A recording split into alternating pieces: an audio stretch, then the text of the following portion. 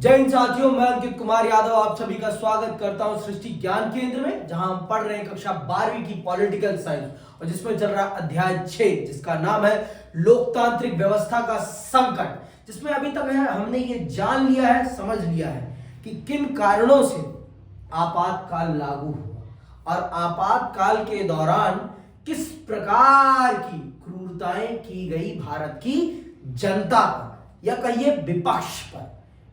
क्या हुआ इससे आप वाकिफ हो चुके हैं। अब आप चल रहे हैं आपातकाल के बाद की राजनीति को जानने और समझने कि आपातकाल के बाद राजनीति ने क्या करवट ली, कैसे आगे बढ़ी आपातकाल के बाद की भारत की राजनीति। आज हम चल रहे हैं इस बात को बहुत विस्तार पूर्वक जानने और समझने कि कैसे बढ़ी भारत की राजनीति आगे की तरफ। ठीक है, तो चलिए पढ़ते हैं और जानते हैं और समझते हैं भारत में आपातकाल के बाद की राजनीति की क्या स्थिति और क्या सूरत हाल होता है। ठीक, जैसे ही आपातकाल खत्म हुआ और लोकसभा के चुनाव की घोषणा हुई, वैसे ही आपातकाल का सबसे जरूरी और कीमती सबक राज व्यवस्था ने सीख लिया। 1977 के बाद के चुनाव एक तरह से आपातकाल के अनुभवों के बारे में जनमत संग्रह थे। मतलब जनता तय करने चल रही थी कि आपातकाल सही था या गलत था। इस बात का जनमत संग्रह था। आपातकाल के बाद का चुनाव कब हुआ? 1977 में। उत्तर भारत में खास तौर पर, क्योंकि यहां आपातकाल का असर सबसे ज्यादा महसूस किया गया था, विपक्ष ने लोकतंत्र बचाओ के नारे पर चुनाव लड़ा। जनादेश निर्णायक तौर पर आपातकाल के विरुद्ध था। सबक एकदम साफ था और कई राज्यों के विधानसभा चुनाव में भी स्थिति यही रही। जिन सरकारों को जनता ने लोकतंत्र विरोधी माना, उसे मतदान के रूप में उसने भारी दंड दिया। इस अर्थ में देखें तो 1975 से 77 के अनुभवों की एक परिणति भारतीय लोकतंत्र की बुनियाद को पुख्ता बनाने में हुई। तो मान लीजिए कि आपातकाल के बाद जब चुनाव होता है तो जनता को जो लगता है कि इस दल ने आपातकाल के दौरान हम पर क्रूरताएं की है, और जनता ने फिर उसे अपने वोट से जवाब दे दिया कि तुम आपातकाल के दौरान हमारे नहीं हुए तो हम तुम्हारे भी नहीं होंगे। हम तुम्हारे हैं, तुम्हारे सनम वाली बातचीत नहीं है। तुम हमने हमारे साथ गलत किया, हम तुम्हारे साथ भी गलत करेंगे। ठीक, आगे सुनिए। लोकसभा के चुनाव 1977। लोकसभा के चुनाव 1977। 18 महीने के आपातकाल के बाद 1977 के जनवरी माह में सरकार ने चुनाव कराने का फैसला किया। इसी के मुताबिक सभी नेताओं और राजनीतिक कार्यकर्ताओं को जेल से रिहा कर दिया गया। 1977 के मार्च में चुनाव हुए। ऐसे में विपक्ष को चुनावी तैयारी का बड़ा कम समय मिला, लेकिन माहौल उनके पक्ष में था, तो तैयारी की कोई खास जरूरत थी नहीं। लेकिन राजनीतिक बदलाव की गति बड़ी तेज थी। आपातकाल लागू होने के पहले ही बड़ी विपक्षी पार्टियां एक दूसरे के नजदीक आ रही थी। चुनाव के ऐन पहले इन पार्टियों ने एकजुट होकर जनता पार्टी नाम से एक नया दल बनाया। नई पार्टी ने जयप्रकाश नारायण का नेतृत्व स्वीकार किया। कांग्रेस के कुछ नेता भी जो आपातकाल के खिलाफ थे इस पार्टी में शामिल हुए। कांग्रेस के कुछ अन्य नेताओं ने जगजीवन राम के नेतृत्व में एक नई पार्टी बनाई। इस पार्टी का नाम कांग्रेस फॉर डेमोक्रेसी था और बाद में यह पार्टी भी जनता पार्टी में शामिल हो गई। ये नाम है, याद रखने हैं, जगजीवन राम जी का नाम याद रखना। ठीक है। 1977 के चुनाव को जनता पार्टी ने आपातकाल के ऊपर जनमत संग्रह का रूप दिया। इस पार्टी ने चुनाव प्रचार में शासन के अलोकतांत्रिक चरित्र और आपातकाल के दौरान की गई जातियों पर जोर दिया। हजारों लोगों की गिरफ्तारी और प्रेस की सेंसरशिप के दृष्टिकोण से जनमत कांग्रेस के विरुद्ध था। जनता पार्टी के गठन के कारण यह भी सुनिश्चित हो गया कि गैर कांग्रेसी वोट एक ही जगह पड़ेंगे। बात बिल्कुल साफ थी कि कांग्रेस के लिए अब बड़ी मुश्किल आ पड़ी। ठीक है, कांग्रेस के लिए बड़ी मुश्किल आ पड़ी।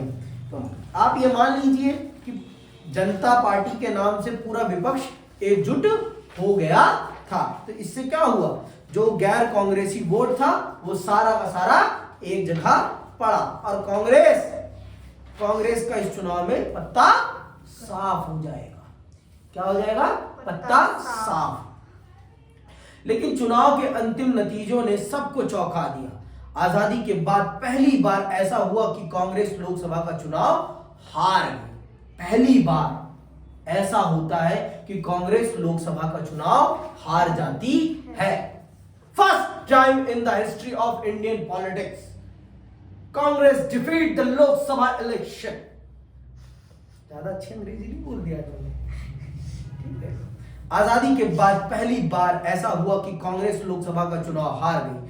कांग्रेस को लोकसभा की मात्र 154 ठीक है सीटें मिली थी। उसे 35% से भी कम वोट हासिल हुए।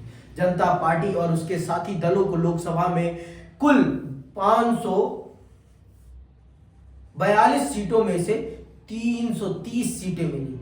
खुद जनता पार्टी अकेले 295 सीटों पर जीत गई थी और उसे स्पष्ट बहुमत मिला था। उत्तर भारत में चुनावी माहौल कांग्रेस के एकदम खिलाफ था।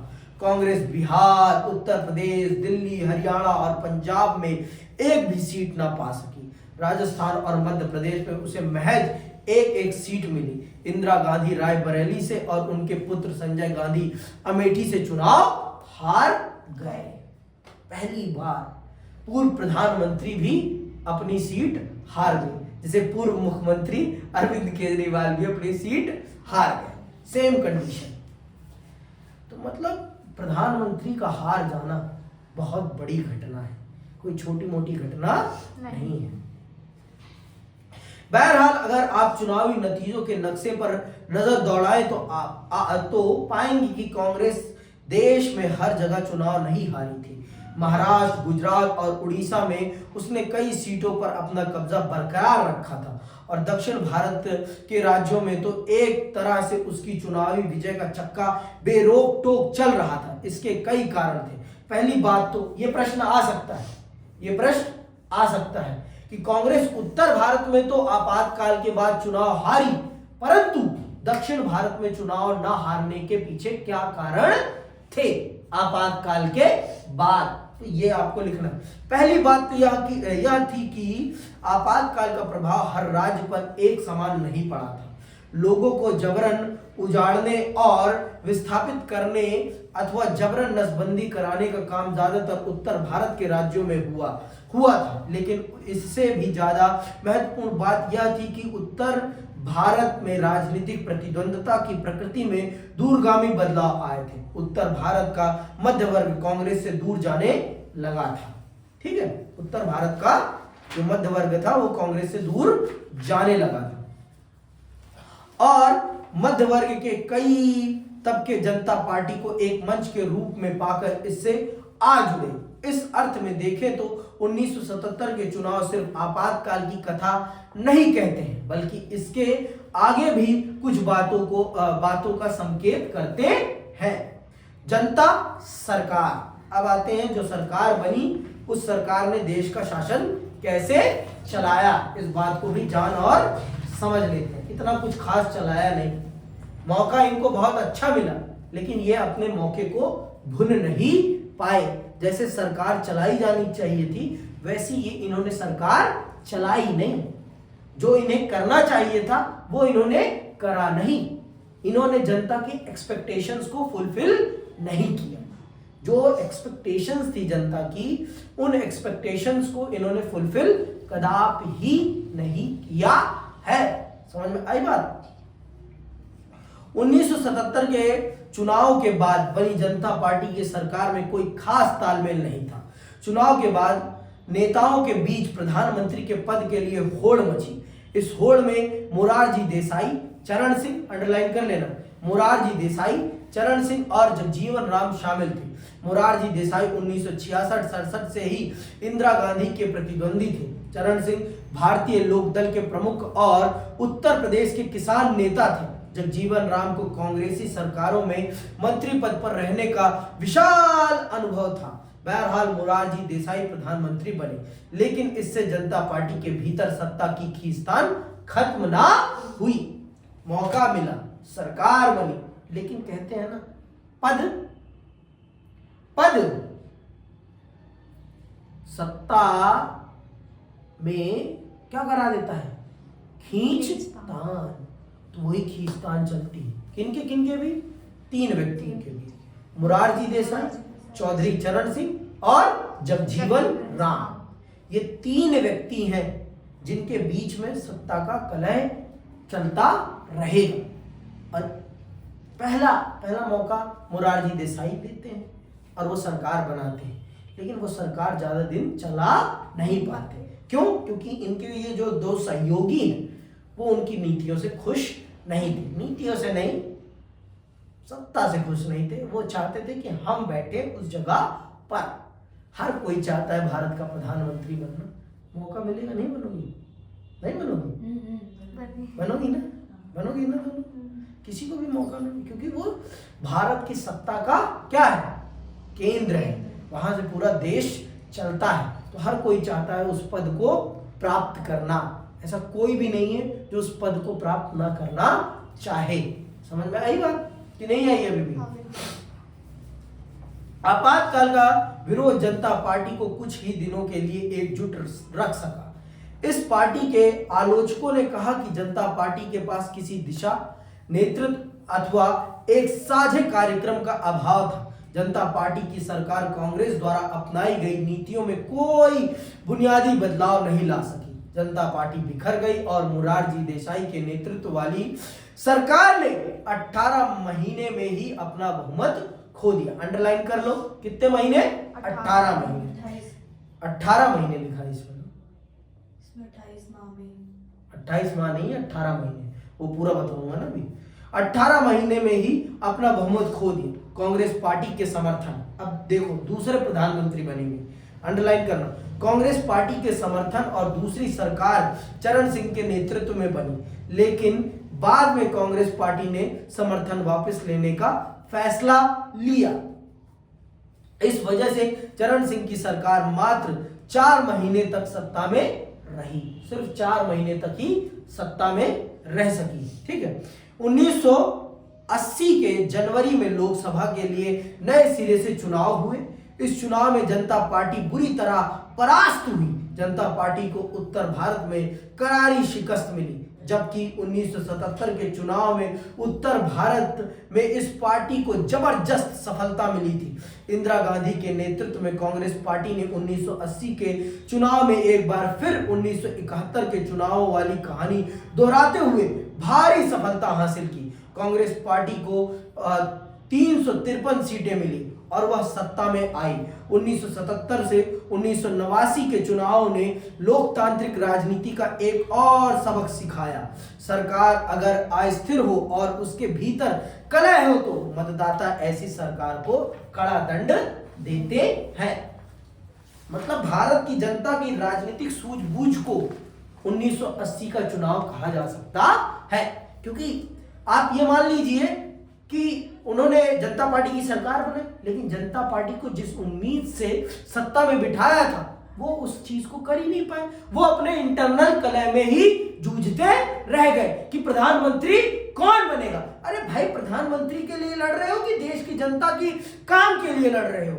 तुम्हें बिठाया किस लिए गया है सत्ता में? जनता की भलाई के लिए ना। और अगर तुम वो भलाई का काम नहीं करोगे तो आपको समय से पहले भी विदा किया जा सकता है। और फिर जनता ने उसी इंदिरा में भरोसा दिखाया जिसको 1977 के चुनाव में वॉश आउट कर दिया था। फिर से इंदिरा सत्ता में आ गई, क्योंकि देश की जनता को सिर्फ उस समय एक ही व्यक्ति पर भरोसा, एक ही महिला में भरोसा दिख रहा था, और वो थी इंदिरा, जो पूरे देश को एकजुट कर अपने नेतृत्व में देश को आगे ले जा सकती थी। वो सिर्फ इंदिरा थी। और इसीलिए जनता ने इंदिरा में ही विश्वास दिखाया। समझ में आई बात? और तीसरी बार सत्ता की चाबी उनके हाथों में सौंप दी, विरासत। लेकिन क्या 1980 के चुनाव में सिर्फ इंदिरा गांधी की वापसी हुई थी? नहीं, ये उस बात की वापसी थी कि इस देश को स्थिर सरकार चाहिए, अस्थिर सरकार नहीं चाहिए। इस देश को एक व्यक्ति का शासन चाहिए, 1000 व्यक्तियों का शासन नहीं चाहिए। नेतृत्व एक हाथ में होनी चाहिए, लगाम एक हाथ में होनी चाहिए। इस बात की भनक है ये चुनाव। क्या मामला इतना भर था? 1977 से 1980 के चुनाव के बीच दलगत प्रणाली में नाटकीय बदलाव आए। 1969 के बाद से कांग्रेस का सबको समाहित करके चलने वाला स्वभाव बदलना शुरू हुआ। 1989 से पहले तक कांग्रेस विविध विचारधारात्मक गतिमति के नेताओं और कार्यकर्ताओं का एक में समेट कर चलती थी। अपने बदले हुए स्वभाव में कांग्रेस ने स्वयं को विशेष विचारधारा से जोड़ा। उसने अपने को देश की एकमात्र समाजवादी और गरीबों की हिमायती पार्टी बनाना शुरू किया।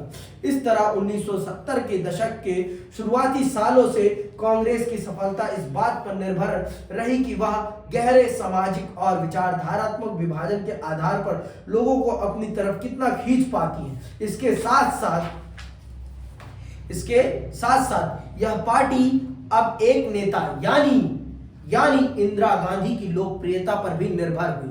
कांग्रेस की प्रकृति में आए बदलावों के मद्देनजर नए विपक्षी दल गैर कांग्रेसवाद की राजनीति की तरफ मुड़े। विपक्ष के नेताओं को अब यह बात साफ साफ नजर आने लगी कि चुनाव में गैर कांग्रेसी वोट बिखरने नहीं चाहिए। इस चीज ने 1977 के चुनाव में एक बड़ी भूमिका निभाई, लेकिन ये ज्यादा दिन तक टिक नहीं पाए। पूरा विपक्ष एकजुट हो ही नहीं पाया। भाई, जब तक एकजुट नहीं हो पाओगे तब तक बड़े नेता को कभी हरा नहीं पाओगे।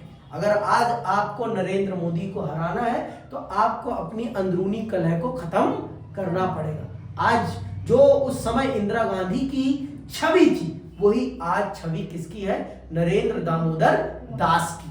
ठीक है, अगर उन्हें आपको कोलैप्स करना है, अगर आपको उन्हें सत्ता से बाहर करना है तो आपको भी अपने आप को एकजुट करना पड़ेगा।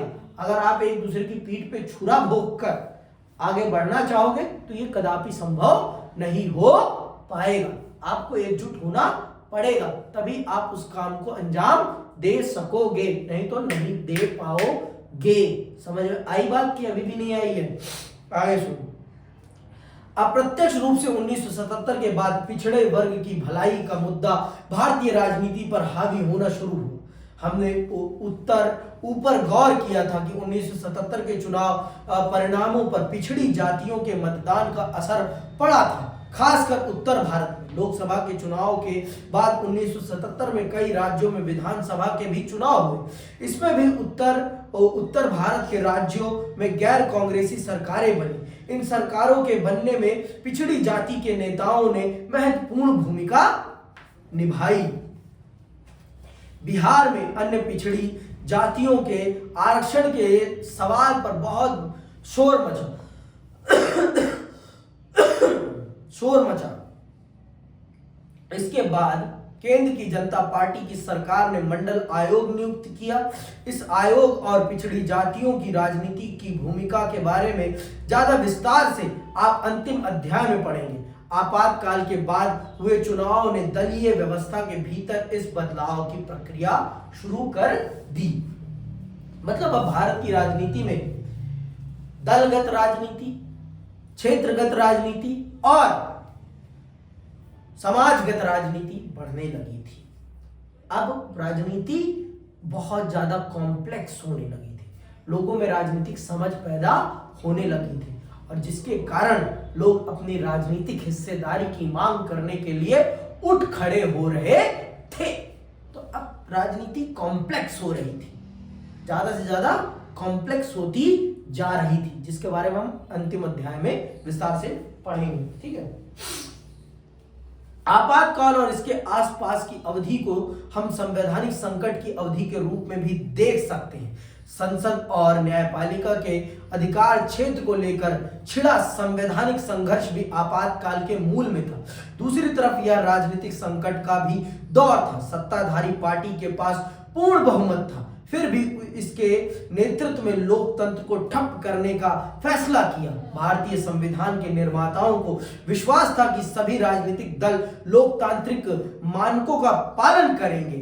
उन्हें यह भी विश्वास था कि आपातकाल की स्थिति में भी सरकार अपनी असाधारण शक्तियों का इस्तेमाल विधि के शासन के दायरे में रहते हुए ही करेगी। इसी उम्मीद में सरकार को आपातकाल से जुड़े प्रावधानों के अंतर्गत व्यापक और चहुमुखी शक्तियां दे दी गई। इन शक्तियों का आपातकाल के दौरान दुरुपयोग हुआ। यह राजनीतिक संकट तात्कालीन संवैधानिक संकट से कहीं ज्यादा संगीन था। मतलब इस आपातकाल ने भारत के राजनीतिक कार्यपालिका और न्यायपालिका के कॉन्फ्लिक्ट को भी हमारे सामने एक्सप्रेस किया, और भारत के संविधान में जो कमजोरियां थी उन कमजोरियों को भी हमारे सामने व्यक्त किया। तो इस तरह से आप ये जान लीजिए और समझ लीजिए कि ये चीजें भारत की राजनीति के लिए एक बहुत बड़ी बातें थी।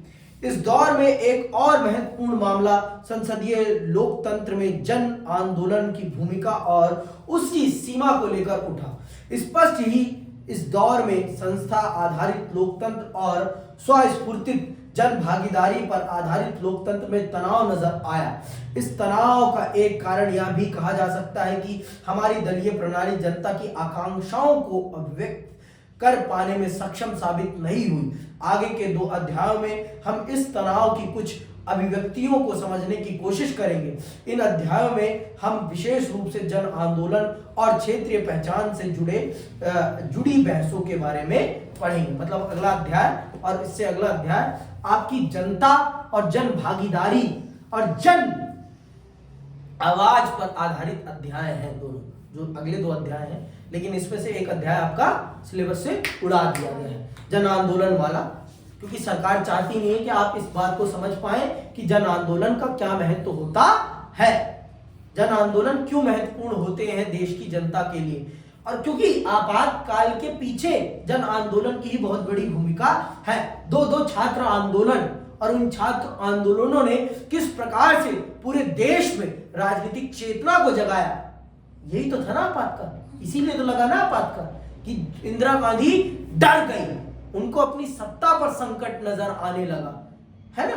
तो ये जन आंदोलनों की भूमिका है, और इन जन आंदोलनों के माध्यम से ही देश की सरकारें बनी भी हैं और बिगड़ी भी हैं। भारत की आजादी में भी जन आंदोलन की बहुत बड़ी भूमिका है। लेकिन यह दुर्भाग्य है कि भारत की सीबीएसई ने एक बहुत महत्वपूर्ण चैप्टर को आपके सिलेबस से उड़ा दिया है, सिर्फ सिलेबस एक्सटेंड के नाम पर। इसी के साथ मैं विदा लेता हूं और यह अध्याय यही समाप्त होता है। जय हिंद, जय भारत।